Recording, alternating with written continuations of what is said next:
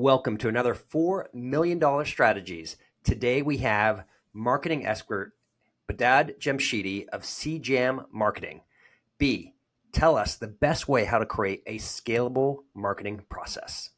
So the way that you would go about this is, number one, you have to have a marketing strategy in place. And so if you're a business that's already figured out a product market fit, you're making 7 or 8 figures, the way to make a marketing strategy is to first talk to your customers, survey them, understand their insides and outs of why they're buying your product and what's important to them, so that when you go to build out your marketing strategy, your brand strategy, your messaging, everything like that falls into place, so that when you go to your growth channels, you can really target people and get to what matters to them. When you start picking out the actual channels that you're going to be using for marketing, for example, on my side, I'm using social media as a marketing strategy for what we're doing. Everything needs to be built in a process. And so you'll have a team built around it.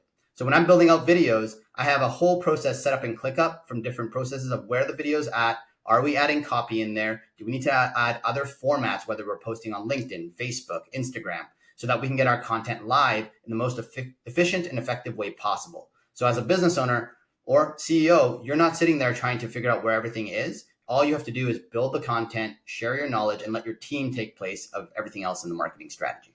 Okay, B, now you had said an interesting point there. You talked the key of if you have a certain size, if you're 7 figures or 8 figures, what do you do if you're just starting out? Or let's say, for example, you just kind of figure out your product or service and you're like, there's so many different options out there of what I can do to help create a marketing process. And then secondly, to make it scale.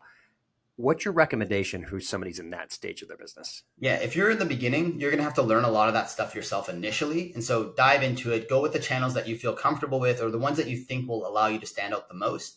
And then as you get better at it, you're going to find different aspects of that channel where you can outsource or pass that off to an assistant or another marketing consultant.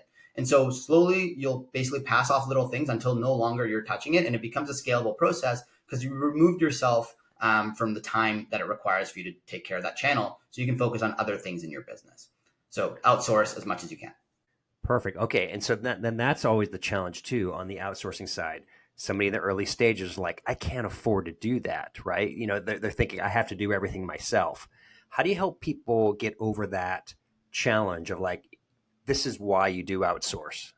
Yeah, absolutely. The reason you outsource is because you get your time back. So if you can find someone at $10 an hour initially, and they may not be at the level that you need them to be at, but they'll be 80% of the way there, you can multiply a bunch of 80%. It's always going to be stronger than your 100%. And so start by outsourcing. You might not have the level of partner you need initially, but over time, as you make more, the business starts revenue generating more, your time is way more valuable than $10.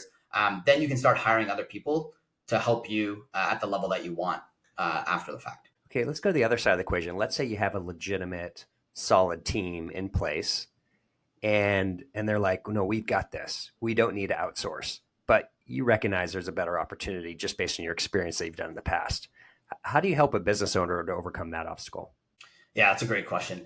You need to define roles really well within the marketing team and understand what people's strengths are. A lot of the times you will be mixing in-house and outsourced resources because you don't want to build everything in-house. And so usually any employee is likely going to have 1 to 3 strengths in their space. Same thing with agencies. They're likely going to have 1 to 3 strengths in their space. So if you can match those up well, for example, let's say you're building out a website and you have a copywriter in-house, get them to do the copy, but then outsource the website development aspect of it. Or even on the SEO side, say you have an SEO consultant on the inside in-house. Maybe you're hiring people that will do the copywriting or doing the development or the updates for that SEO strategist. So understand in-house what their strengths are and then supplement externally with outsourced resources. B, thank you so much for being on $4 million Strategies.